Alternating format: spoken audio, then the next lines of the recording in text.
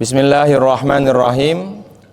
Assalamualaikum warahmatullahi wabarakatuh.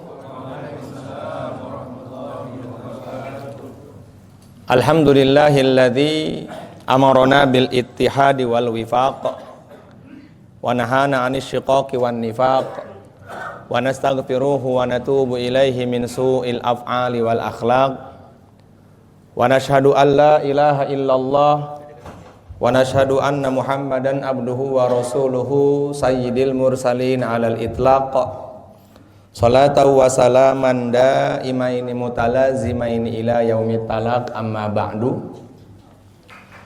Qala Allah ta'ala fi kitabihil karim wa huwa asdaqul qailin. A'udzu billahi minasyaitonir rajim. Bismillahirrahmanirrahim.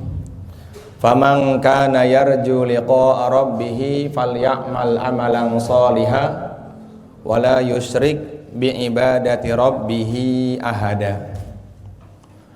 Wa qala nabiyyuna Muhammad sallallahu alaihi wasallam, talabul ilmi fariidatun ala kulli muslimin wa muslimatin. Alhamdulillah jamaah ngaji pelo rahimakumullah. A'azzakumullah, hafizakumullah. Mudah-mudahan hadirnya antum dalam majlis yang mulia ini menambah keberkahan dari Allah Subhanahu wa taala, menjadi wasilah ampunan atas dosa-dosa kita, dan menjadi wasilah Allah Subhanahu wa taala ridha kepada kita. Amin ya rabbal alamin. Terkhusus kepada Bapak Haji Ridho Nurul Adityawan beserta keluarga, kita doakan bersama. Mudah-mudahan Allah Subhanahu wa taala senantiasa panjangkan umur beliau sekeluarga dalam ketaatan. Allah istiqomahkan beliau dalam taat. Allah jadikan keluarga beliau keluarga yang diridhoi oleh Allah Subhanahu wa taala. Amin ya rabbal alamin. Jamaah sekalian, dalam urusan rizki ini terkadang rizki itu agak sedikit rumit kita bahasnya. Maka sebelum kita mulai pembahasan ini, yang pertama harus kita yakini bahwasanya segala sesuatu harus diyakini dengan iman. Karena segala sesuatu yang tidak didasari dengan iman itu nanti akan timbul dalam perasaan kita keraguan. Jadi apapun bentuknya amaliyah itu, terpenting adalah harus kita yakini dengan iman. Banyak hari ini orang yang ahli ekonomi tapi rizkinya seret. Orang yang pinter rizkinya seret. Tetapi orang yang ahmak, orang yang bodoh, malah Allah Subhanahu wa ta'ala berikan rizki yang berlebih kepadanya. Pernah suatu masa Nabi Musa alaihi salatu wassalam bertanya kepada Allah Subhanahu wa ta'ala, ya Allah, kenapa orang yang pintar Engkau berikan rizki kepadanya tidak banyak, sementara orang yang bodoh dalam urusan mencari nafkah atau dalam urusan hitung-hitungan atau enggak sekolah sama sekali, Engkau berikan rezeki yang lebih. Maka Allah Subhanahu wa taala berfirman kepada Nabi Musa agar mereka mengetahui yang mengendalikan rezeki itu bukan kepintaran mereka, yang mengendalikan rezeki kepada mereka bukan ekonomi mereka, bukan sekolah mereka, melainkan Aku, kata Allah. Maka dalam Islam itu rizki dan wirid itu adalah satu perkara yang kaitannya sangat erat sekali. Bukan hubungan yang macam-macam, melainkan hubungan spiritual di mana Allah Subhanahu wa taala akan mendatangkan rizki lewat amal. Dan yang saya bawa ini kitab namanya Jalbur Rizki. Satu kitab ini menjelaskan di mana Allah Subhanahu wa taala ingin memberitahukan kepada kita bahwa rizki itu bukan lewat apa yang kita usahakan, melainkan betul-betul memang takdir dari Allah Subhanahu wa taala. Maka yang pertama, Allah Subhanahu wa taala berfirman, dalilnya adalah wa may yattaqillaha yaj'al lahu makhraja wa yarzuquhu min haitsu la yahtasib. Pertama nih, dalil kalau rezeki itu didapatkan lewat jalur takwa. Bahkan kalau kata Sayyidina Abu Hasan Al-Basri, beliau mengatakan, tidak pernah aku menemukan dalam Al-Quran Allah Subhanahu wa taala mendatangkan rizki lewat dunia, melainkan semuanya lewat jalur langit. Ini berat menurut kita, tapi memang ini adalah sesuatu yang harus kita imani dengan sepenuh hati. Allah Subhanahu wa taala berfirman, "Wa may yattaqillaha yaj'al lahu makhraja." Barang siapa yang bertakwa kepada Allah Subhanahu wa taala, maka pasti Allah Subhanahu wa taala akan mengeluarkan kesempitan dalam hidupnya. Ya kan? Bahkan dalam lanjutan ayat tersebut adalah wa yarzuquhu min haitsu la yahtasib, dan Allah Subhanahu wa taala akan memberikan rizki dari tempat yang enggak disangka-sangka.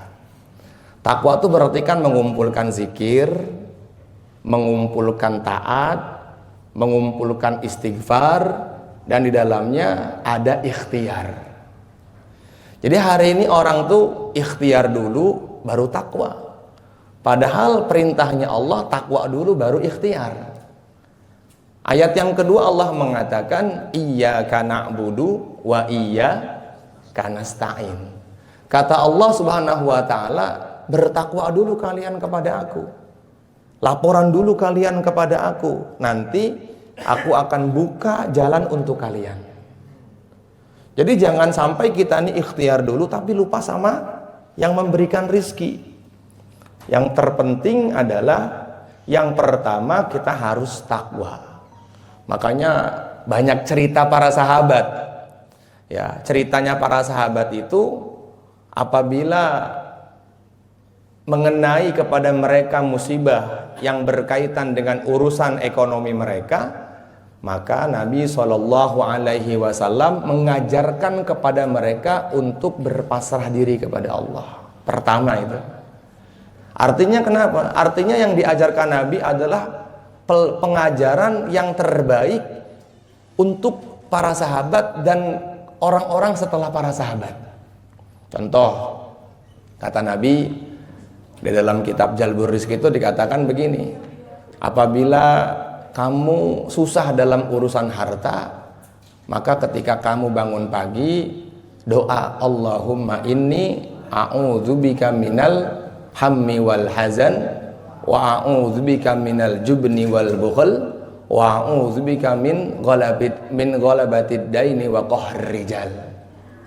Itu ada sahabat yang ketika lapor sama Nabi karena sulitnya ekonomi yang dia dapatkan, maka dia dengan kesungguhan, dengan keyakinan yang betul apa yang disampaikan Nabi adalah hak, maka setelah itu Allah buka pintu rezeki kepadanya. Itu pertama nih. Makanya tadi saya bilang urusan rezeki itu memang agak rumit, ya. Tapi nanti ada kaidah-kaidah yang disampaikan oleh para ulama. Kemudian Sayyidina Ali yang sudah kita tahu beliau adalah Asyaratul Mubasyarah bil Jannah, termasuk salah satu dari menantunya baginda Nabi Muhammad SAW. Beliau pernah datang kepada Nabi SAW mengadukan betapa susah hidupnya. Beliau minta sesuatu kepada Nabi, satu kerjaan, tapi Nabi malah mengajarkan ala adullukum ala syai'in, mau enggak aku tunjukkan sesuatu kepada kamu yang kalau kamu mengerjakannya maka itu akan lebih baik daripada harta yang didapatkan oleh orang-orang yang mendapatkan harta ghanimah. Jadi tujuannya pertama adalah bagaimana menggantungkan hidupnya kepada Allah. Kata Sayyidina Ali, apa itu ya Rasulullah? Beliau mengatakan baca ya awwalal awwalin, ya akhirul akhirin, ya dzal quwwatil matin, ya rahimal masakin, ya arhamar rahimin. Dengan hati yang sempurna, dengan iman yang betul kepada janji Nabi, maka dengan seketika itu Allah Subhanahu wa taala dengan karomah, dengan mukjizat yang Allah berikan, dengan karomah yang Allah berikan kepada Sayyidina Ali, seketika itu gilingan gandum jalan sendiri. Artinya kan ini Nabi perintahkan kita suruh amal. Makanya tadi pagi saya baca dalam kitab Nasaul Ibad, as'adun nas, salah satu asya, orang yang cerdas itu 3. Yang pertama, man lahu qalbun alim, orang yang hatinya merasa punya Allah. Ketika hati kita merasa punya Allah, maka semua akan Allah mudahkan. Ketika hati kita merasa punya Allah, semua akan Allah gampangkan. Ketika hati kita merasa punya Allah, semua Allah tolong. Sayyidina Umar radhiyallahu taala anhu, ketika beliau memimpin pasukan untuk perang menaklukkan Palestina, itu Sayyidina Umar nggak ikut serta dalam perang, tapi beliau duduk di depan mihrabnya Nabi SAW, dan beliau memimpin perang sambil duduk. Yang lainnya pasukan berjalan menuju Palestina, beliau mengomandokannya lewat duduk dengan tawajuh kepada Allah, dan beliau mengomandokan di situ, kata beliau, kanan ada musuh di sebelah kiri. Padahal zaman dulu nggak ada telegram, zaman dulu nggak ada telepon, zaman dulu nggak ada WhatsApp, nggak seperti sekarang. Kenapa demikian? Karena Sayyidina Umar punya Allah dalam hatinya. Itu pun akan Allah berikan kepada kita kalau kita punya qalbun alim, yaitu hati yang berta'alluq kepada Allah Subhanahu wa ta'ala. Jadi jangan sampai kita ini nggak punya ta'alluq, nggak punya mu'alaqah yang tinggi kepada Allah. Makanya kalau kita baca fadilah sedekah, baca ceritanya para sahabat, baca ceritanya orang-orang soleh, itu hampir rata-rata mendapat rezekinya itu, mendapatkan sesuatunya itu di luar kebiasaan manusia, di luar kebiasaan manusia. Kenapa? Memang Allah ingin mengajarkan supaya kita punya hubungan yang erat kepada Allah Subhanahu wa ta'ala. Kemudian yang kedua, kata Syekh Nawawi itu, beliau menukil perkataannya sebagian hukama, orang yang cerdas adalah wabadanun sabir, yaitu bersabar, punya sifat sabar dalam hidup. Ya, sabar itu kan sudah sering saya jelaskan. Sabar itu apa sih? Sabar itu kalau kata Kiai Uzairon adalah menyempurnakan perintah Allah saat hati kita rapuh. Perasaan kita bagaimana ketika hati kita rapuh? Bisa nggak kita menyempurnakan perintah Allah? Kadang-kadang ketika kita punya masalah atau kita dapat musibah, kita tuh malas ibadah malah. Padahal kalau kita sempurnakan ibadah kita dalam keadaan kita hati rapuh, berarti kita mendapatkan pahala nilai sabar. Dan 2 amal yang saya sampaikan minggu kemarin itu, ada 2 amal yang pahalanya enggak Allah sampaikan, tidak Allah berikan, tidak Allah Subhanahu wa ta'ala berikan kepada orang yang melakukan amal itu, kecuali hanya untuk Allah Subhanahu wa ta'ala nanti di surga. Yang pertama adalah pahalanya puasa, yang kedua pahalanya orang sabar. Allah Subhanahu wa ta'ala hanya mengatakan wabasyiris sabirin, berikanlah kabar gembira kepada orang-orang yang sabar. Nah, setelahnya tuh yang sabar tuh yang bagaimana? Alladzina idza asabathum musibah qalu inna lillahi wa inna ilaihi raji'un. Orang yang sabar adalah orang yang ketika kena musibah dia ingat Allah. Lagi-lagi Allah dalam hidupnya. Ada satu ketika seorang sahabi, anaknya meninggal dunia, menangis di atas kubur anaknya. Kata Nabi, alangkah bahagianya kalau dia sabar. Kemudian dia mengatakan kepada Nabi, ya Rasulullah, sekarang aku sabar. Kata Nabi, enggak. As-sabru indama sodmatil ula. Sabar itu kapan? Sabar itu adalah ketika dapat musibah pertama kali. Bagaimana hati kamu? Kalau hati kita langsung ingat Allah, berarti kita sukses menjadi orang yang sabar. Tetapi sebaliknya, ketika dapat musibah pertama kali kita ngeluh, Allahnya tuh nomor sekian, berarti kita bukan termasuk orang-orang yang sabar. Bahkan dalam ayat yang lain Allah mengatakan, innama yuwaffas sabiruna ajrohum bighairi hisab. Hanya saja yang menyempurnakan sabarnya, Allah akan memberikan pahala tanpa batas. Kemudian yang ketiga, kata Syekh Nawawi, orang yang bahagia itu adalah wal qanaatu bima fil yad. Merasa cukup, merasa puas dengan apa yang dia punya. Qanaah, ya kan? Qanaah itu adanya dalam hati.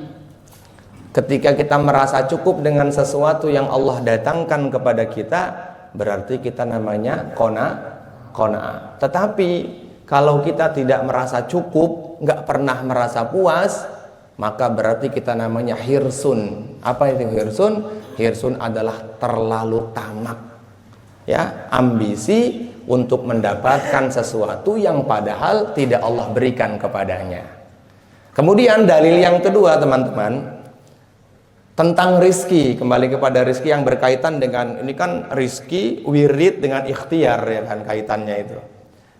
Allah Subhanahu wa taala berfirman, faqultu astaghfiru innahu kana ghaffara yursilis samaa 'alaikum midrara wa yumdidukum bi amwali wa banin. Kata Allah, beristighfarlah kalian kepada aku, karena aku Allah Subhanahu wa taala Maha pemberi ampun. Minggu kemarin sudah saya jelaskan arti dari ghafaro dengan ghafurun. Kalau ghafurun memberikan ampun dengan ampunan yang sangat luas. Sementara ghafaro, zat yang memberikan ampun istimror, terus-menerus memberikan ampun. Habis orang itu maksiat, diampunin, dia taubat, diampuni lagi. Kemudian dia maksiat lagi, diampuni, dia taubat, kemudian Allah ampuni lagi. Terus ghafaro itu Allah Subhanahu wa taala memberikan ampunan kepada hambanya. Kata Allah Subhanahu wa taala dalam ayat ini ada dua pelajaran, kata para ulama. Pelajaran yang pertama adalah Allah Subhanahu wa taala menekankan kepada kita untuk beristighfar. Karena sebagian ulama mengatakan istighfar adalah zikir tertinggi setelah la ilaha illallah. Ya, istighfar adalah zikir tertinggi setelah la ilaha illallah. Kemudian yang kedua, buah dari istighfar itu Allah langsung sebutkan. Innahu kana ghaffara yursilis samaa 'alaikum midrara. Pertama, orang tuh kalau istighfar, Allah akan selesaikan semua masalahnya. Di zaman Sayyidina Umar pernah terjadi dalam masa yang cukup panjang tidak turun hujan. Maka Sayyidina Umar radhiyallahu taala anhu, beliau mengumpulkan para sahabatnya untuk sholat istisqa. Sholat istisqa itu sholat minta hujan.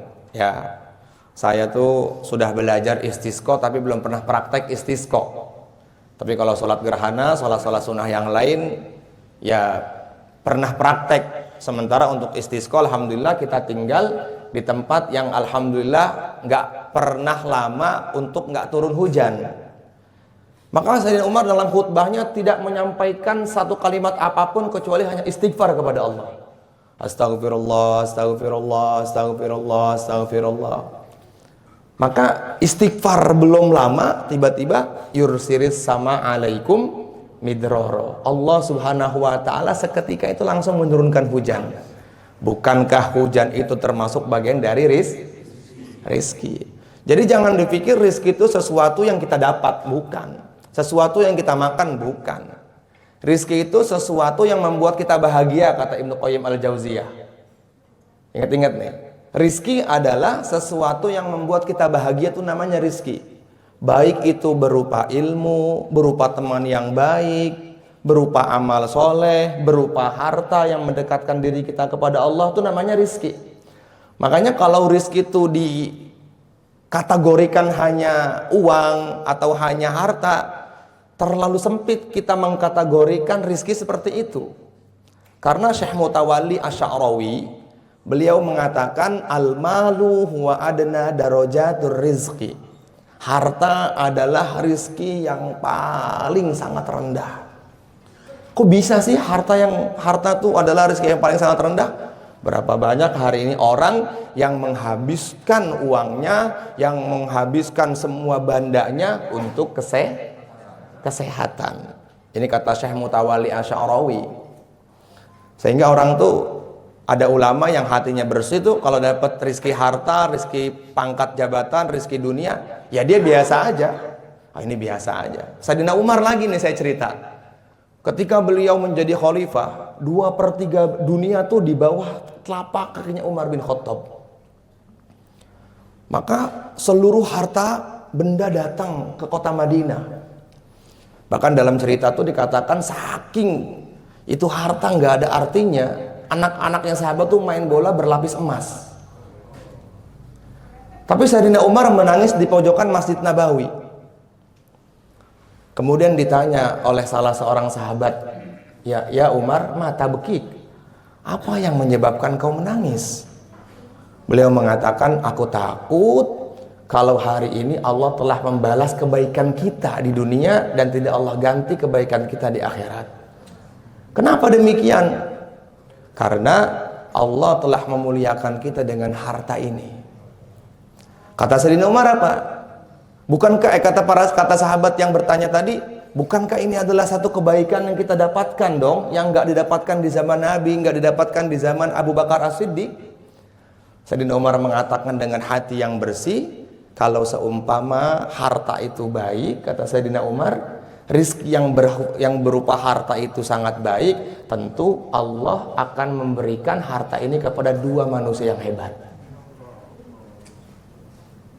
Makanya kata Sayyidina Hikam, beliau mengatakan, lau asyraqat nurul yakin la ra'aituhu min antarah alal akhirah. Orang tuh kalau hatinya sudah bersih, maka dia akan memandang sesuatu tuh untuk akhirat.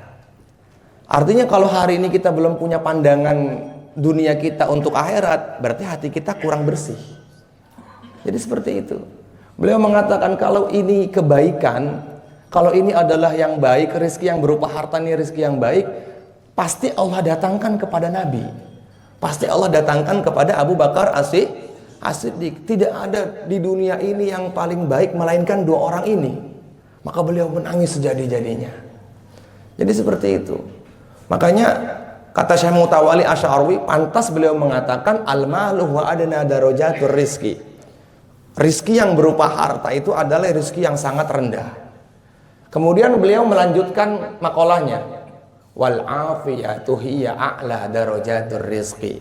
Sementara afiyah, pertolongan Allah seperti sehat, antum bisa ibadah, antum bisa ngaji, punya teman soleh, punya istri yang soleha, duduk dalam majelis ilmu, kok mudah dalam urusan kehidupan kita, itu adalah rizki yang paling tinggi.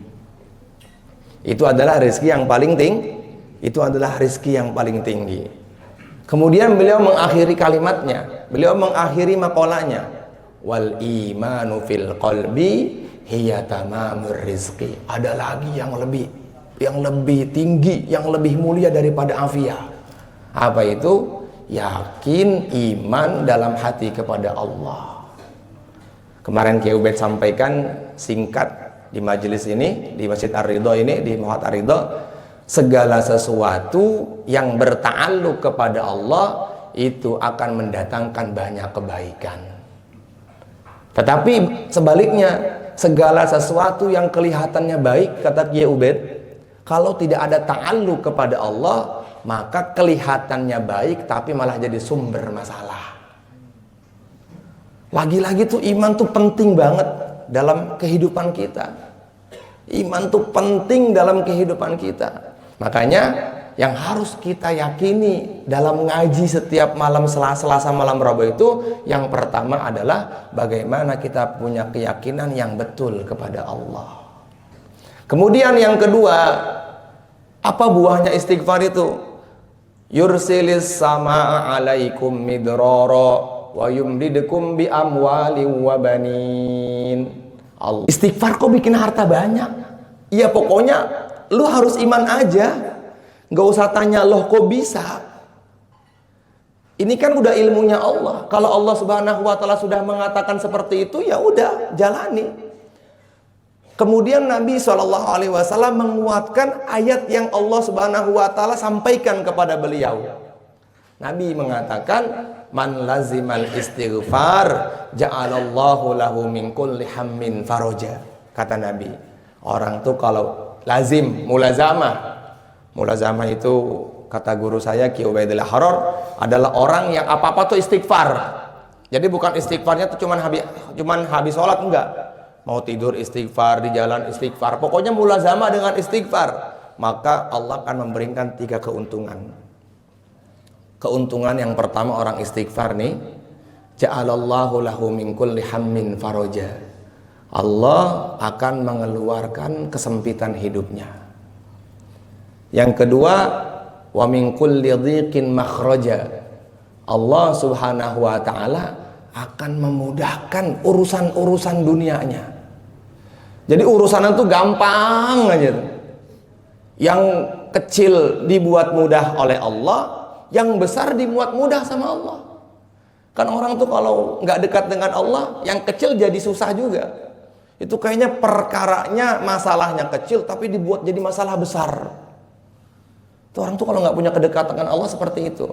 Kemudian yang ketiga, ini lagi yang berkaitan dengan tema kita, wa yarzuquhu min haitsu la yahtasib. Allah Subhanahu wa taala akan memberikan kepada kita rizki yang nggak disangka-sangka lagi. Rizki yang nggak disangka-sangka lagi. Dan ini adalah teori. Takwa itu tidak menambah rizki kamu. Maksiat juga tidak mengurangi rezeki kamu. Orang tuh kalau takwa itu menambah keberkahan dalam rezeki, kalau maksiat mengurangi keberkahan dari rezeki. Karena semua takdirnya sudah selesai. Ya, ingat, mencari rezeki yang dibarengi dengan takwa tetap akan datangnya segitu. Mencari rizki yang tidak dibarengi dengan ketakwaan tetap akan datangnya segitu. Tetapi yang membedakan ketenangannya itu. Ya, yang membedakan ketenangannya itu. Kan yang dicari dalam hidup itu adalah bagaimana kita mendapatkan sesuatu berkah. Betul? Betul nggak? Ingat-ingat nih, takwa tidak menambah rizki kamu, maksiat juga tidak mengurangi rizki kamu. Takwa hanya menambah keberkahan dalam memperoleh rizki. Maksiat bisa mengurangi keberkahan dalam mencari rizki. Karena memang rizki itu, teman-teman, sudah tercatat qabla ayyahluqa bi alfaini amin, 2000 tahun sebelum Allah Subhanahu wa taala menciptakan dunia. Dalilnya Allah Subhanahu wa taala berfirman, wa ma min dabbatin fil ardi illa 'alallahi rizquha, dan tidak ada suatu binatang yang melata pun di atas muka bumi ini melainkan rizkinya semua sudah tercatat. Bahkan dalam ayat yang lain Allah mengatakan wa fis samai rizqukum wa ma tu'adun, dan di langit sudah tercatat rizki yang akan aku sampaikan kepada kalian.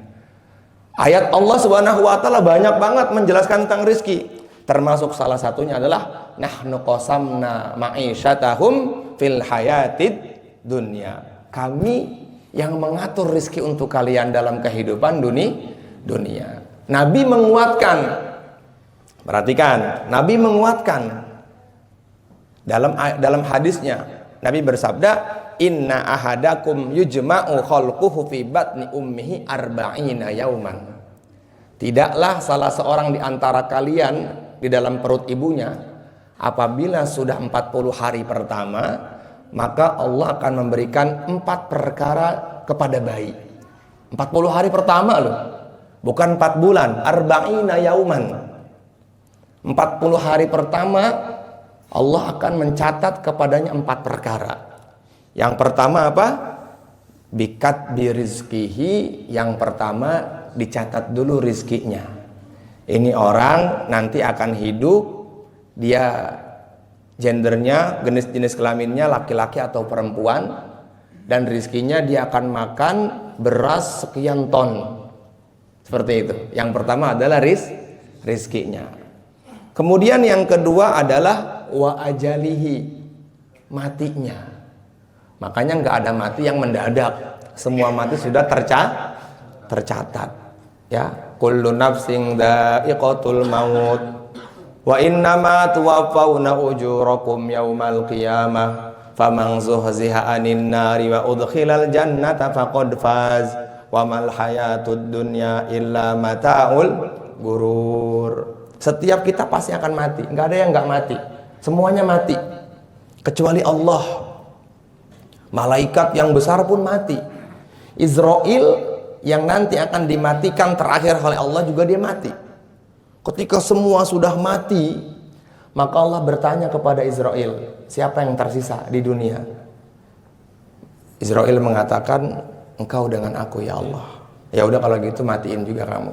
Cabut nyawa kamu. Israel pun mencabut nyawanya sendiri. Dalam riwayat hadis dikatakan betapa sakit Israel merasakan cabutnya nyawa. Kalau seumpama kata Nabi masih ada dunia ini masih utuh, maka akan dikiamatkan karena teriakannya Israel ketika dicabut nyawanya. Jadi nggak perlu Allah meniupkan sangkakala, nggak perlu Allah Subhanahu Wa Taala memerintahkan Israfil untuk meniupkan trompet, nggak perlu. Israel cabut aja nyawanya sendiri. Nabi mengatakan dalam kitab Qatrul Wa'is, dunia ini akan hancur, ya, akan hancur seperti kapas yang berterbangan kata Nabi, karena teriakan malaikat Israel yang dia merasakan betapa sakitnya dicabut nyawa. Dan itu akan kita rasakan teman-teman. Tunggu aja masanya. Ya, tinggal tunggu waktunya. Jadi jangan sampai kita ini menjadi orang yang bodoh. Orang yang cerdas adalah mandana nafsahu wa amila lima ba'dal maut, kata Nabi. Orang yang cerdas itu dua. Orang yang bisa mengendalikan hawa nafsunya, orang yang hidupnya hari-hari dia pikir mati. Jadi ada satu amal yang kalau antum berpikir, ada satu perkara yang kalau antum melakukannya, antum akan mendapatkan pahala yang besar, yaitu berpikir tentang mati. Mikir mati itu nggak perlu harus wudu. Mikir mati itu nggak perlu harus kita tawajuh menghadap kiblat, enggak. Mikir mati mau jalan, mau ke kantor, ya Allah, doakan bapak, doakan papi, doakan abi, semoga Allah panjangkan umurnya, khawatir takutnya di jalan mati. Kalaupun seumpama kita qadarullah kok mati hari itu, maka kita terhitung mati syahid. Jadi memang ajal itu akan datang kepada siapapun. Allah Subhanahu wa taala berfirman, kullu man 'alaiha fan. Segala sesuatu yang baru pasti akan rusak. Pasti akan rusak. Sayyidatuna Aminah ibunda Nabi Muhammad mengatakan, likulli jadidin bal. Setiap yang baru pasti rusak. Wa kullu kibarin yafna. Dan yang muda pasti tua, atau yang hidup pasti mati. Nggak ada di dunia ini, nggak ada yang nggak mati. Manusia terbaik Allah wafatkan, manusia terzolim pun Allah matikan. Jadi mati itu sebentar lagi akan datang kepada kita. Kapan Allah Subhanahu wa taala takdirkan kita mati? Ya 2000 tahun sebelum antum diciptakan oleh Allah. Kemudian setelah antum ada dalam rahim ibu antum 40 hari, maka Allah katakan kepada malaikat rahmat untuk memberikan 4 perkara. Yang pertama rizkinya, yang kedua ajalnya, yang ketiga amalnya. Oh berarti kalau gitu kita nggak usah amal dong. Percuma kita amal. Loh, kan Nabi bersabda, fakullun muyassarun lima khuliqa lahu, kata Nabi. Orang itu akan dimudahkan untuk maju ke tempat setelahnya, surga atau neraka, dilihat ketika di dunia. Orang tuh kalau suka ngaji kayak teman-teman ngaji pro ini, insya Allah semuanya ahli surga. Wah, kalau pengen ahli surga tuh cepet banget aminnya, ya kan? Pengennya masuk surga aja kan? Nggak ada yang nggak pengen masuk surga, semuanya pengen masuk surga. Bahkan yang ahli maksiat pun pengen masuk ke dalam surga. Nggak ada yang enggak. Bahkan orang kafir pun ingin masuk ke dalam surga, karena surga tuh penuh dengan kenikmatan. Ya, mala ainun ra'at wala uzunun sami'at wala hatara ala qalbi bashar, kata Nabi. Kenikmatan surga itu tidak pernah terlihat oleh mata, padahal Nabi dengan jasadnya, dengan kepalanya, dengan baju yang beliau gunakan, dengan sendal yang beliau pakai, sudah masuk ke dalam surga. Tapi Nabi menyampaikan mala ainun ra'at, kenikmatan surga itu nggak bisa dilihat oleh mata. Kemudian kata Nabi, wala uzunun sami'at, dan juga kenikmatan yang antum dengar lewat telinga antum nih, itu sebenarnya baru segitu doang, lebih nikmat lagi. Kata Nabi, inna fil jannati babad, dalam surga tuh ada satu pintu, yura zahiruha wa batinuha, yang dari dalam kelihat keluar, dari luar kelihat ke dalam. Dan di situ dalam satu pintu tuh, dalam kitab Al-Matjarur Rabi' ada 70 kamar. Setiap satu kamar Allah berikan banyak kenikmatan. Buat wanita Allah berikan perhiasan. Buat wanita Allah berikan apa yang dia suka ketika di dunia. Buat laki-laki Allah tambah juga kenikmatan dari wanitanya. Inna angsha'nahunna insya'a faja'alnahunna abkara uruban atroba. Allah berikan kepada laki-laki itu wanita-wanita yang cantik. Allah berikan untuk wanita itu adalah perhiasan-perhiasan yang mereka suka di dunia. Jadi kita tetap harus amal, nggak boleh meninggalkan amal. Karena kita ini di dunia, amal kita di dunia menunjukkan kehidupan kita setelah mati.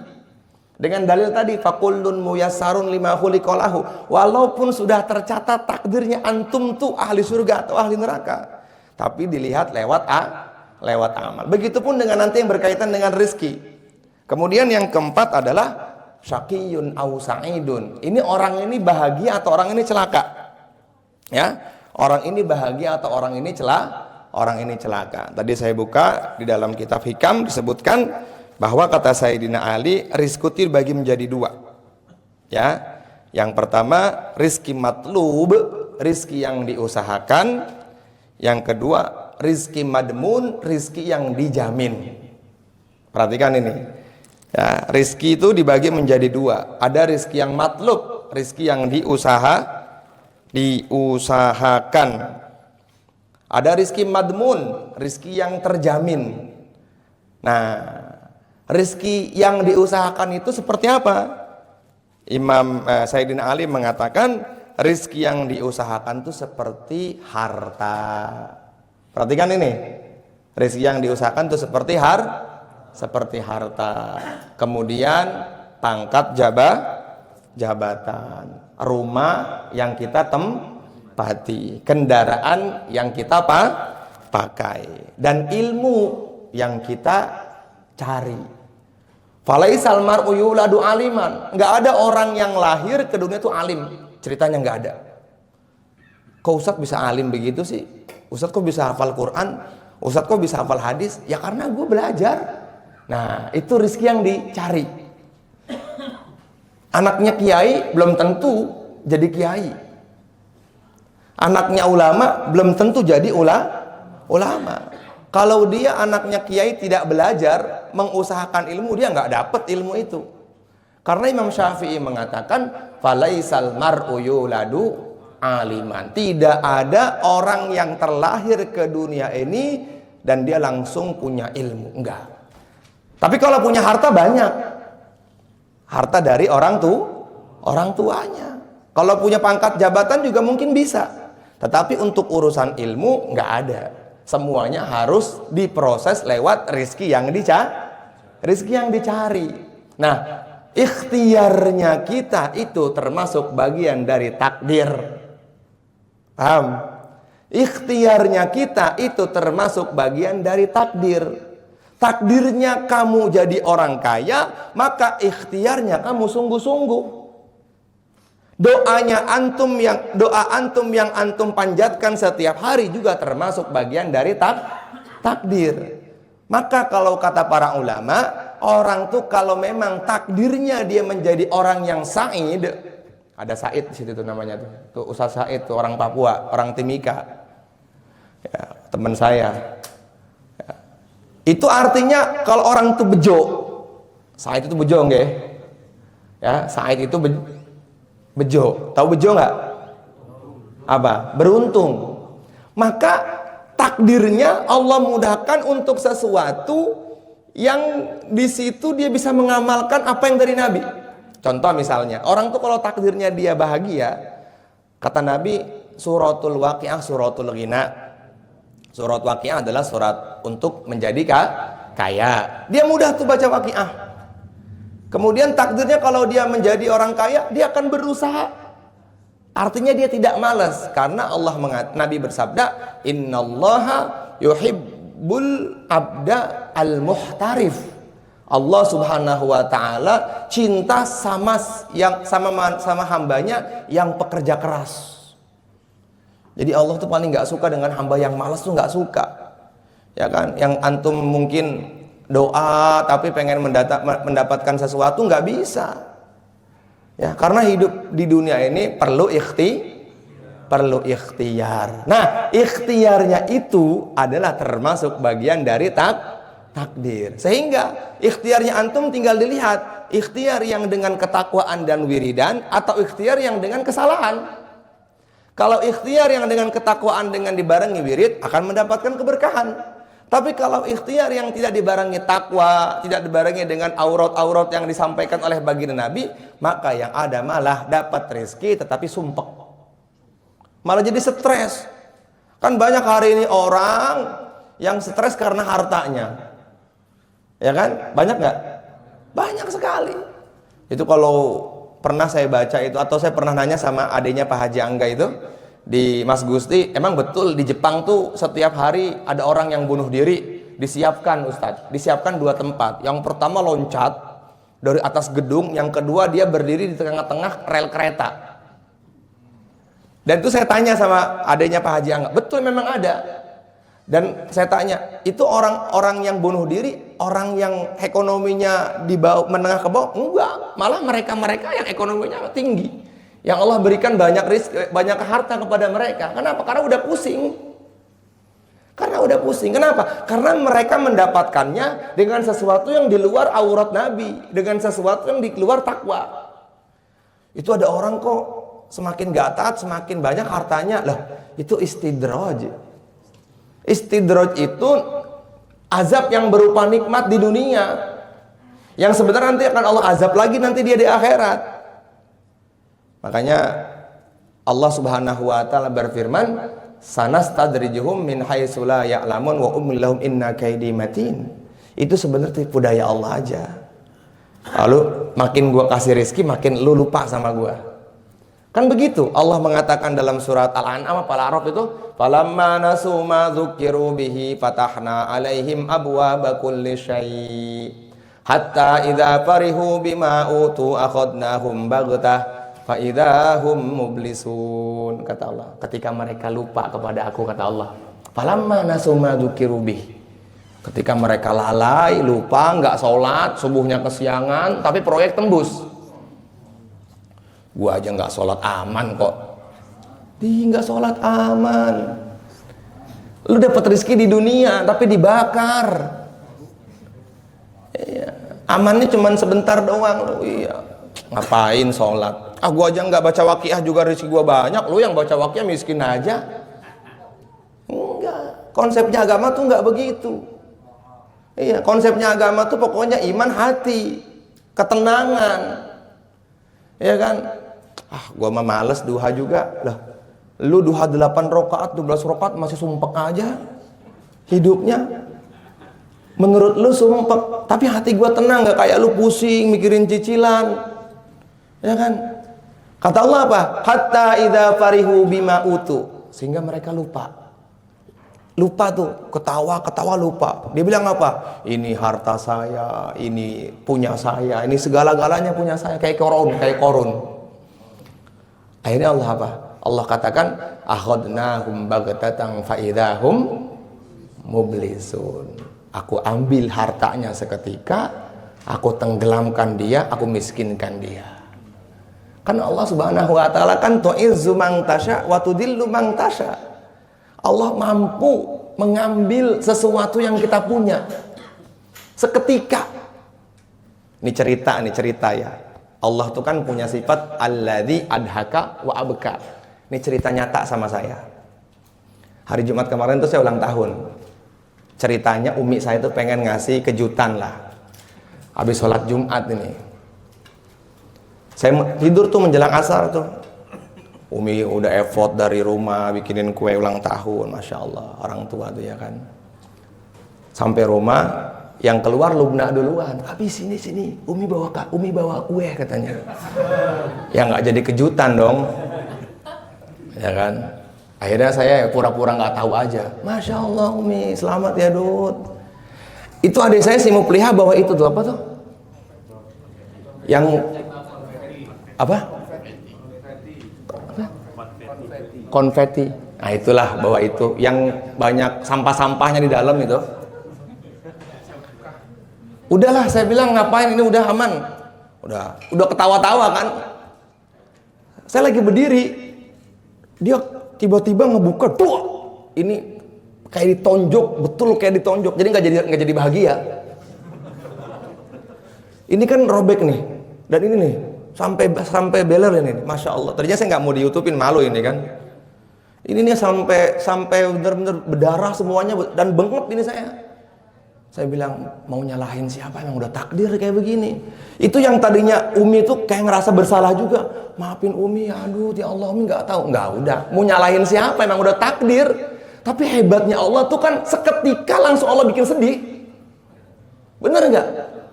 Makanya Allah Subhanahu wa taala berfirman, alladzi huwa adhaka wa abka. Dialah zat Allah yang bikin hati kita ketawa.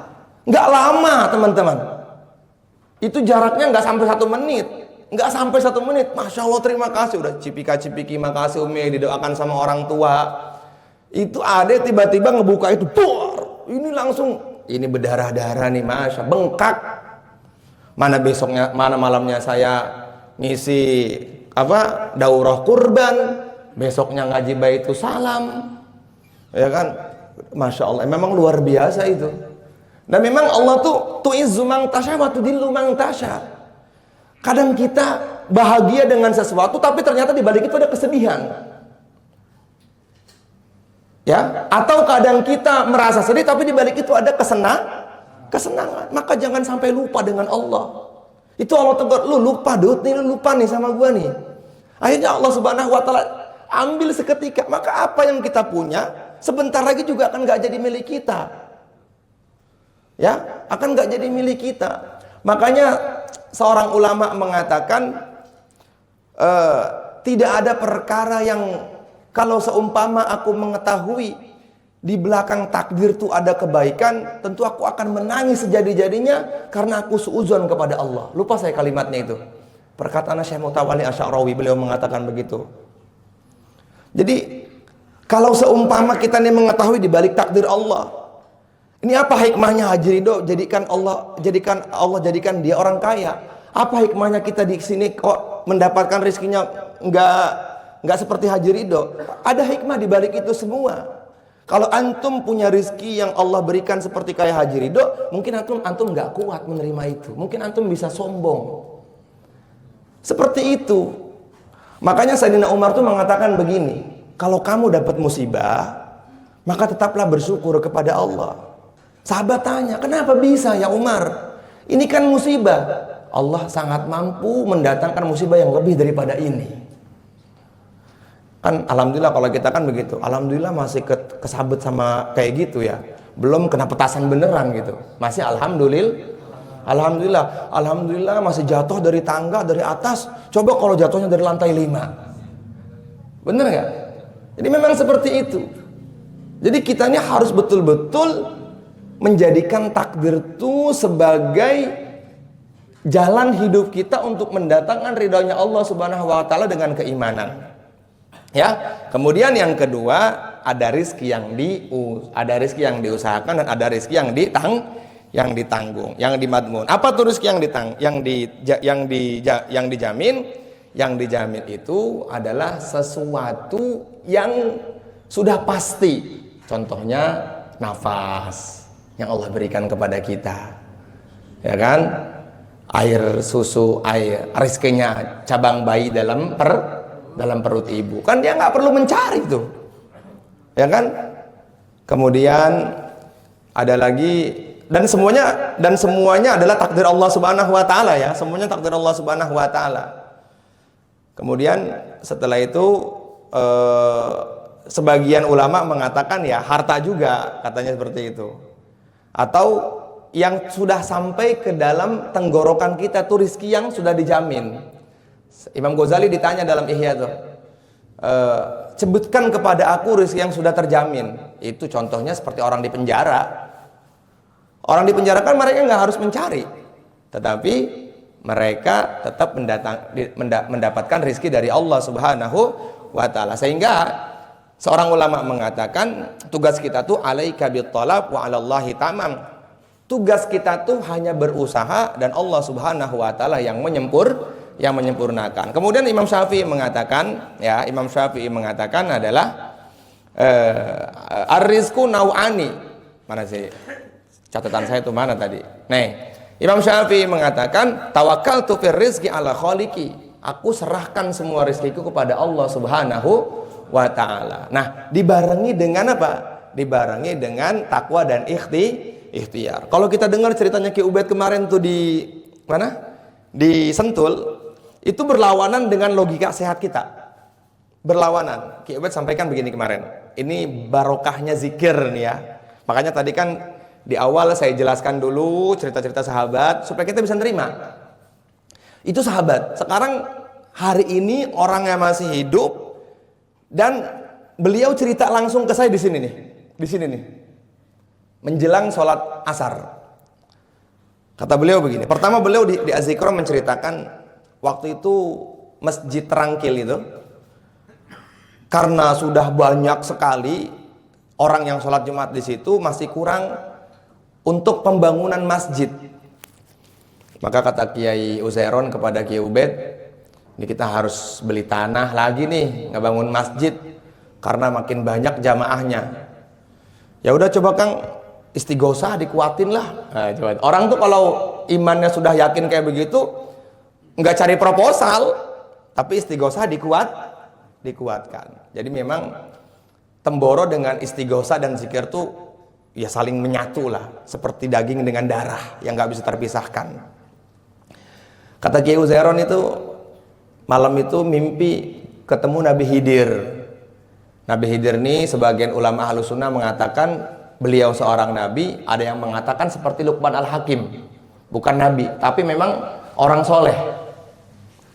Itu dikasih amalan, ini antum boleh amalkan, karena saya mutasil sanatnya dari guru saya langsung. Ya Habibi ya Rahman ya Allah. Itu saya mimpi Nabi Khidir tuh istighosah baca kalimat itu tuh di Masjid Alun-Alun Madiun. Bacanya gitu loh, Bet. Ya Habibi ya Rahman ya Allah. Ya Habibi ya Rahman ya Allah. Bahkan cerita sebelumnya itu mintanya gini, ya Allah duwe, ya Allah duwe, ya Allah duwe. Katanya gitu. Jangan begitu. Kalau gitu terlalu maksa Allah katanya. Mimpi akhirnya. Ini cerita orang sekarang ya, cerita orang sekarang. Kalau sahabat mungkin antum berpikirnya Itu sahabat, kita nggak mungkin. Ini cerita orang sekarang. Ya Allah, ya Habibi ya Rahman ya Allah. Akhirnya beliau berdua pergi ke masjid itu, namanya Baitul Hakim. Saya ingat banget itu ya. Kemarin cerita di Az-Zikra. Mungkin di sini ada yang dengar juga. Akhirnya udah, berarti kalau begitu kita istighosah di Temboro itu juga. Ditambah tuh istighosahnya, ya Habibi ya Allah. Lalu ditambahkan ya Habibi ya Rahman ya Wahabu ya Allah. Ya Habibi ya Rahman ya Wahabu ya Allah. Nah, 3 hari setelah zikir itu, kata Kiai Ubed, tiba-tiba Az-Zikra Ustadz Arifin Ilham datang bawa 2 bis rombongan. Cerita di sana di khidmat sama Kiai Uzairon, sama Temboro. Qadarullah ala masya'al, beliau mau pulang ke Az-Zikra tuh sowan dulu ke Kiai, ngasih sertifikat tanah kurang lebih berapa? 1.500 meter di Solo. 1.500 meter di Solo. Kiai pertama, Arifin minta sama Kiai kalau Arifin pengen jadi santrinya Kiai Uzairon. Oh iya, Masya Allah, monggo. Kata Kiai Uzairon tuh, orang yang datang ke Temboro walau saatan itu akan menjadi santri saya, katanya. Semoga antum-antum menjadi santrinya Kiai Uzairon ya. Amin ya Allah. Akhirnya ini saya hadiah, Arifin punya sertifikat tanah tapi di Solo, barangkali bermanfaat untuk Yai, katanya. Oh iya, terima kasih. Itu habis 3 hari baca ya Habibi ya Rahman ya Wahabu ya Allah. Ulangi, ya Habibi ya Rahman ya Wahabu ya Habibi ya Rahman. Dah. Akhirnya diurus sama Kiai Ubed, dijual. Dapat kurang lebih, kata kemarin katanya 2 miliar lah tuh tanah. 1,5 hektar ya, 2 miliar. Dibelikan tanah tuh yang sekarang menjadi tempat rangkil tuh, jadi luas kan. Terus istighosah kayak gitu. Ternyata masih kurang itu bangunan itu. Ternyata qadarullah itu yang ngebeli tanah itu datang lagi ke Temboro, dikasih lagi ternyata sertifikatnya. Nah itu barokah dari zikir. Kok bisa sih? Ya bisa, kenapa enggak bisa? Karena sudah punya qalbun alim, sudah punya keyakinan dalam hati. Ini saya bercerita atas nama Allah nih. Itu kan cerita Kiai Ubed kan di banyak santri, di banyak jamaah di Az-Zikra. Kemarin di sini senang banget, alhamdulillah Mas Haji Ridho terima kasih, Mami terima kasih udah menyambut guru kami.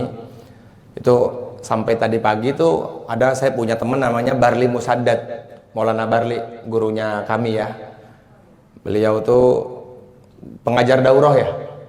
Cerdasnya bukan main tuh Mas Haji. Tiba-tiba gini, yang tadi saya kirim tuh voice note-nya. Antum tuh berkah banget Ustadz Adud. Kok bisa? Tadi saya pagi musyawarah sama Kiai Ubed cerita, saya kemarin ke tempatnya Adud dan ke tempatnya Pak Gembus, katanya. Ke tempatnya Adud dan ke tempatnya Pak Gembus. Alhamdulillah senang di sana. Ya kan, senang banget di sana. Apalagi makan durian musangking dari Pak Haji Arifin. Dan itu ternyata Kiai Ubed tuh senang banget sama durian musangking gitu. Masya Allah. Alhamdulillah, terima kasih Pak Haji Arifin. Ketika hati kita punya qalbun alim, ketika hati kita punya kedekatan dengan Allah, maka dengan zikir tuh Allah datangkan pertolongan. Iya kan? Dengan zikir tuh Allah datangkan pertolongan. Maka jangan pakai tapi. Yang penting bagaimana kita ikhtiar dengan sungguh-sungguh, kemudian takwanya sempurnakan. Takwanya disempurnakan. Sholat subuhnya jangan telat, zuhurnya jangan telat, asarnya jangan pura-pura capek, maghribnya jangan pura-pura ketiduran, isanya bablas, jangan. Karena Imam Ghazali mengatakan datang rizki pertama kali lewat takwa, yang kedua lewat takbiratul ihram, yang ketiga lewat zikir pagi petang, yang keempat lewat baca Quran, yang kelima lewat tahajud. Coba lu, mana kerjanya? Yang kesekian lewat menikah, yang kesekian lagi yang terakhir baru lewat Kalau kita terbalik, Yang pertama kerja, yang kedua baru takwa. Nggak tahu takwanya nomor berapa. Bener nggak? Jelas ya? Maka di sini saya mau ngasih amalan sama antum supaya antum tuh hidupnya semakin barokah. Ya, ingat bukan semakin banyak rizki, tapi semakin bertambah rizkinya. Keberkahan, apa sih berkah itu? Jundun min junudillah. Satu tentaranya Allah Subhanahu wa taala yang Allah Subhanahu wa taala beri, yu'ti man syaa min ibadihi man syaa. Allah berikan kepada hambanya, kepada siapa saja yang dia kehendaki. Apabila berkah Allah berikan kepada keluarga, keluarganya baik. Itu berkah tuh. Apabila berkah itu Allah berikan kepada hartanya, semakin banyak tambah hartanya, semakin dekat dengan Allah. Ya contoh di kitanya adalah mudah-mudahan Pak Haji Ridho. Semakin bertambah hartanya, semakin banyak pesantrennya, semakin pol-polan sedekahnya. Ya, kita harus punya keyakinan yang seperti itu. Ya kan? Kalau kita baca fadilah sedekah nih teman-teman. Wah, itu kalau kita baca fadilah sedekah ini disabet pokoknya keyakinan salah kita. Nabi mengatakan istangzilur rizqa bis sadaqah. Cara cepat mendatangkan rizki dengan sedekah. Mumet kepala lu pasti mumet. Kalau ilmunya Haji Ridho yang sampai sekarang saya belum dapat juga itu apa? Pol-polannya itu, nggak mikirnya itu. Yang penting wis los buat agama, pasti Allah ganti. Nah kita nggak bisa tuh kayak gitu tuh, karena kita masih mungkin, kalau Haji Ridho kan nggak berseri. Kalau kita kan, aduh, kuku aja kan kalau mau belanja di Shopee kan udah masukin ke keranjang sampai ada notis pemberitahuan lagi dari harga 1 juta, dari harga 2,5 kan sampai ke 1 juta, ke 2,5 lagi sampai tahun depan masih aja tuh. Sampai hilang. Sampai bunyi kling kling gitu. Nah, kita berusaha kepada Allah punya keyakinan seperti keyakinannya Pak Haji Ridho itu. Itu yang saya nggak bisa. Saya nggak bisa. Kadang-kadang tuh masih ya kan. Nah, itu kita belajar dan itu perlu proses. Kalau saya ngobrol sama Pak Haji Ridho ya butuh proses. Sampai titik seperti itu. Dengan agama ya pol-polan gitu kan. Beliau niatnya apa? Dulu gua habis-habisan sama maksiat, masa ya sekarang nggak habis-habisan sama agama? Sayyidina Umar dulu ngebenci Nabi, setelah masuk Islam menjadi orang yang membela baginda Rasulullah Sallallahu Alaihi Wasallam. Paham di sini insyaallah ya. Jadi amalannya nih, ya kan, antum tuh ya baca tadi tuh. Kalau pengen memang antum dapat rezeki yang barokah. Bukan banyak, ingat, ketaatan kita tidak menambah rezeki kita, maksiat juga tidak mengurangi rezeki kita. Tetapi ketaatan menambah keberkahan dalam rezeki. Kemudian kemaksiatan mengurangi bahkan menghilangkan keberkahan dari rezeki. Orang tuh kalau nggak taat, rezekinya ada, dapat dia rezekinya. Tapi kok tiba-tiba anak masuk rumah sakit, tiba-tiba istri selingkuh, tiba-tiba anak tawuran masuk penjara, tiba-tiba anak narkoba, tiba-tiba rumah kebakaran, tiba-tiba mobil tabrakan. Itu namanya rezekinya nggak barokah kayak gitu tuh, kurang barokahnya. Maka yang dicari dalam hidup adalah barokah. Apa barokah? Barokah itu kata Nabi ziyadatut ta'ah, bertambahnya Kita lihat nih introspeksi diri kita. Gua nih punya rezeki, kira-kira bertambah nggak ketaatan gua nih? Kalau bertambahnya rezeki tapi makin jauh dari Allah, istighfar. Mungkin ini istidraj. Tapi rezekinya pas-pasan. Duhanya makin rajin, baca Qur'annya makin rajin, amalnya makin rajin, sedekahnya makin rajin.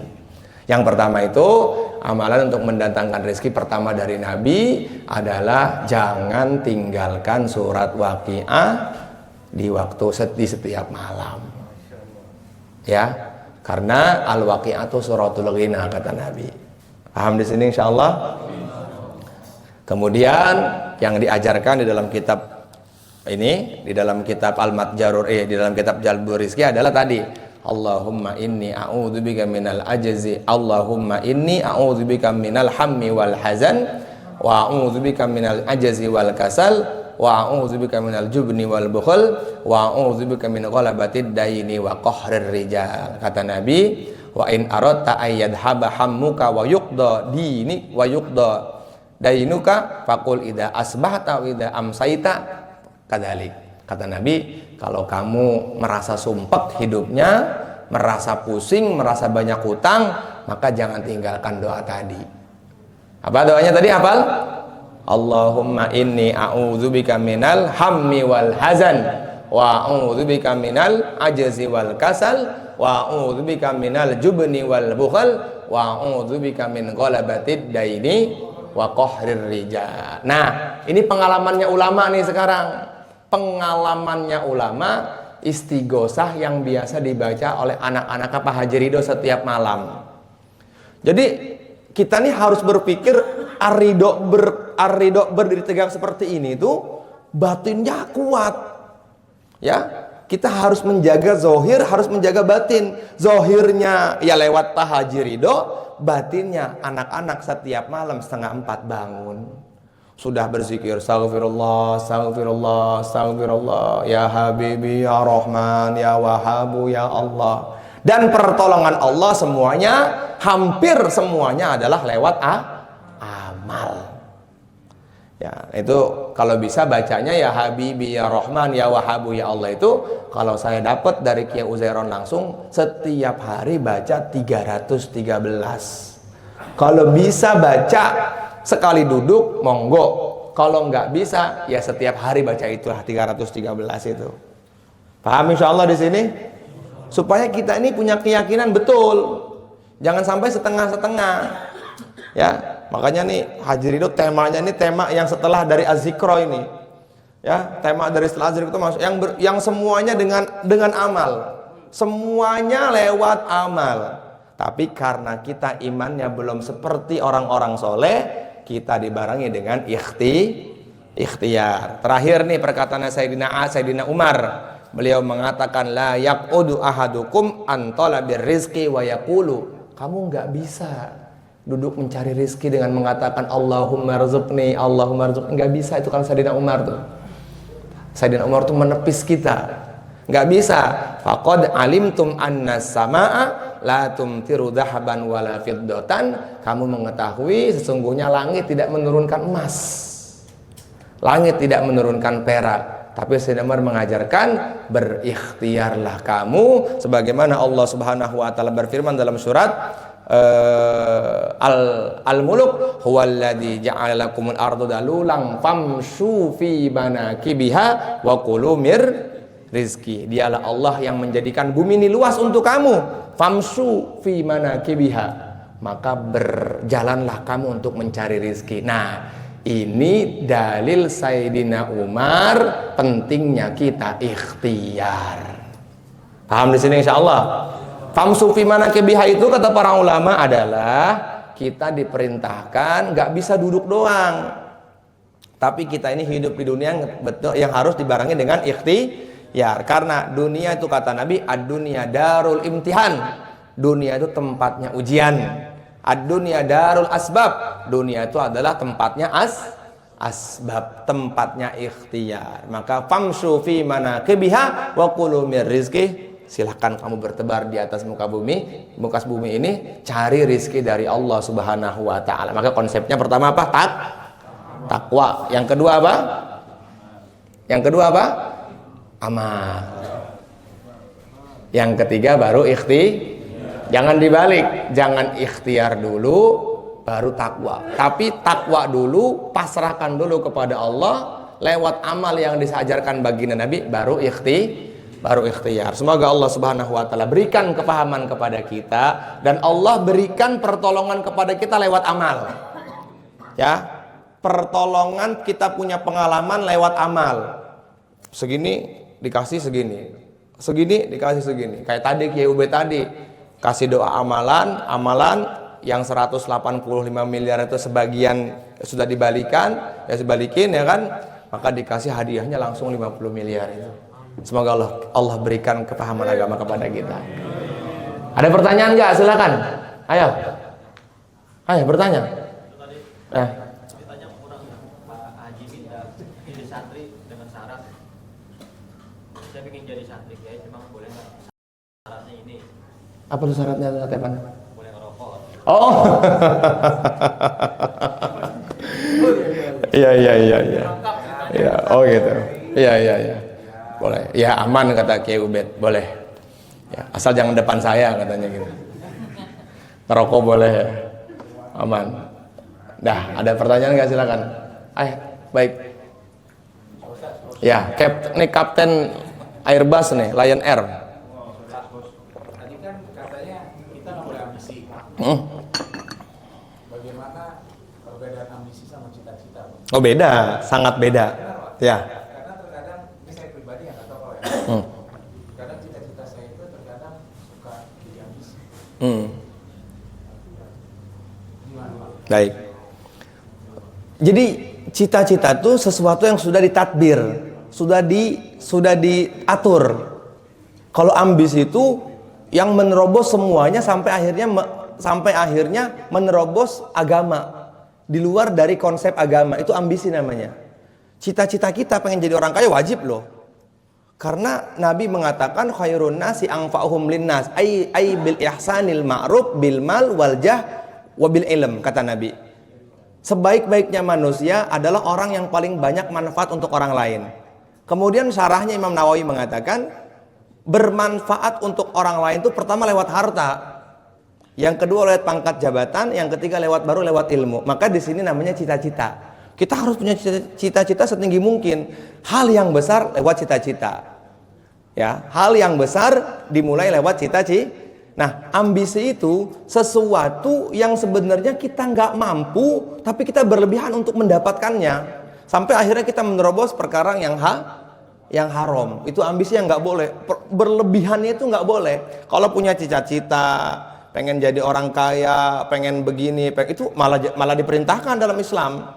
Yang nggak boleh terlalu ambisinya untuk itu. Ambisinya itu adalah kita menerobos semuanya. Dengan segala cara kita lakukan, akhirnya malah jadi dosa. Beda cita-cita dengan ambisi. Nah, kalau punya cita-cita yang besar, ya kita harus sungguh-sungguh. Seperti itu. Intinya, ambisi itu adalah sesuatu yang kita berlebihan, ya, yang kita berlebihan untuk mendapatkannya sampai melanggar syariat. Ngerti nggak?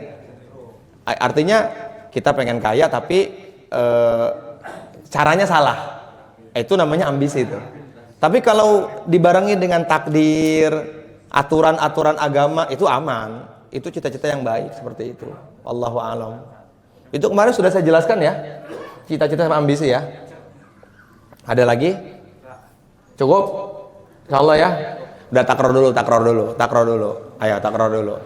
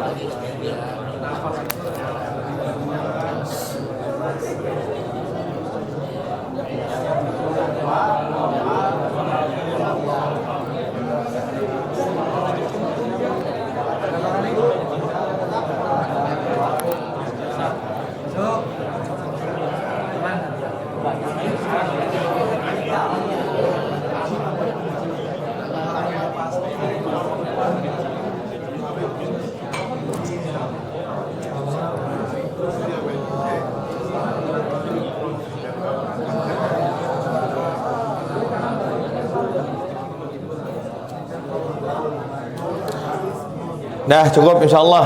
Doa. Al-Fatihah. A'udzubillahi minasyaitonirrajim. Bismillahirrahmanirrahim. Alhamdulillahirabbil alamin arrahmanir rahim maliki yaumiddin.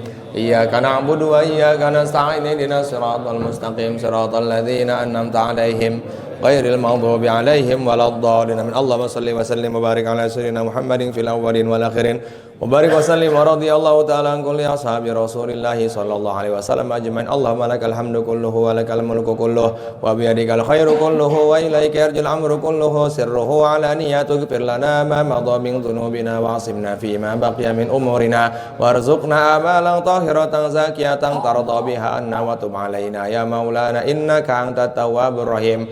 Ya awwalal awwalin ya akhiral akhirin ya dzal quwwatil matin ya rahimal masakin ya arhamar rahimin. Nas'aluka imanan kamilan wa yaqinan shadiqan wa amalan mutaqabbalan wa rizqan halalan wasi'an mubarakan katsiran thayyiban mubarakan fi. Allahumma ij'al istima'ana hadza istima'an mubarakan wa tafarruqana ba'dahu tafarruqan marhuman ma'suma. Rabbana hab lana min azwajina wa dhurriyyatina qurrata a'yun waj'alna lil muttaqina imama. Rabbana ighfir lana dhunubana wa liwalidayna bi rahmatika ya arhamar rahimin. Rabbana atina fid dunya hasanatan wa fil akhirati hasanatan wa qina adzaban nar. Wa sallallahu ala sayyidina wa maulana wa habibana Muhammad. Subhana rabbika rabbil izzati amma yasifun wa salamun alal mursalin walhamdulillahi rabbil alamin. Ya Rabbana i'tarafna bi annana i'tarafna wa annana asrafna فتوب علينا توبة تغسل كل حربا واستر لنا العورات وآمن الروعات واغفر لوالدينا ربي ومولودينا والآل والإخوان وسائر الخلان وكل ذي محبة أو جيرة أو صحبة والمسلمين أجمع آمين ربي أسمع فضلا وجهدا من لا باكتساب منا بالمصطفى الرسول بكل سول فضلا وسلم عليه عند الحب وآله وصحبه عدادة الصب والحمد لله في البدء والتناهي والحمد لله في البدء والتناهي. Mohon maaf lahir batin. Assalamualaikum warahmatullahi wabarakatuh.